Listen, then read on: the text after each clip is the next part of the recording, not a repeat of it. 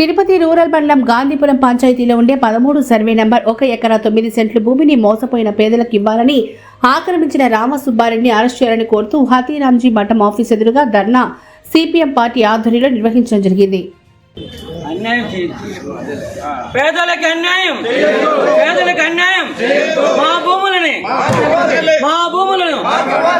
భూములను కబ్జాదారు రామసుబ్బారెడ్డిని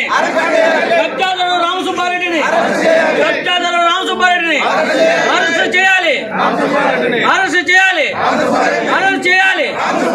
నిజమైన నిరుపేదలకి, నిజమైన నిరుపేదలకి, నిజమైన నిరుపేదలకి అతిరాజు మఠం అక్రమార్కులను, అతిరాజు మఠం భూముల అక్రమార్కులను, అతిరాజు భూముల అక్రమార్కులను అరెస్ట్ చేయాలి, అరెస్ట్ చేయాలి, అరెస్ట్ చేయాలి.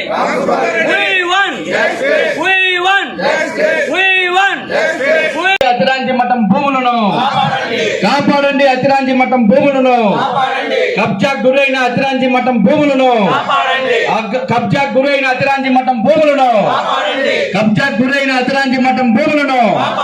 జిందాబాద్ సిపిఎం, జిందాబాద్ జిందాబాద్ సిపిఎం, జిందాబాద్ జిందాబాద్. కలెక్టర్ దగ్గరికి పోతే న్యాయం జరగలేదు, ఆర్డీఓ గారి దగ్గరికి వెళ్తే న్యాయం జరగలేదు. అందుకని అతిరాంజీ మఠానికి సంబంధించినటువంటి భూమిని మీరు అంటున్నారు కాబట్టి వీళ్ళ దగ్గరికి వచ్చి ఇక్కడైనా న్యాయం జరగాలని చెప్పారనే ఉద్దేశంతో ఇక్కడ మేము సిపిఎం పార్టీగా ఆందోళన కొనసాగిస్తాము. ఇప్పటికీ అనేక దఫాలుగా అధికారులు అందరి దృష్టికి కూడా తీసుకుపోయినా ముఖ్యమంత్రికి లేఖలు రాశాం, అదేవిధంగా హోంమంత్రి గారికి లేఖలు రాశాం, అదేవిధంగా మిగతా రెవెన్యూ శాఖ మంత్రికి, ఉప ముఖ్యమంత్రికి వీళ్ళందరికీ కూడా లేఖలు రాశాం. ఆ లేఖల ద్వారా అయినా సమస్య పరిష్కారం అవుతుంది అనుకున్నాం, కానీ సమస్య పరిష్కారం కాలేదు. కాబట్టి అతిరాంజీ మఠానికి సంబంధించినటువంటి ఈ భూమి మీద వచ్చేసామని చెప్పని తేల్చాల్సినటువంటి బాధ్యత ఈరోజు అతిరాంజీ మఠం వాళ్ళపైన ఉంది. కాబట్టి దాన్ని తేల్చుకోవడానికి ఈరోజు సిపిఎం పార్టీ ఆధ్వర్యంలో వచ్చినాం.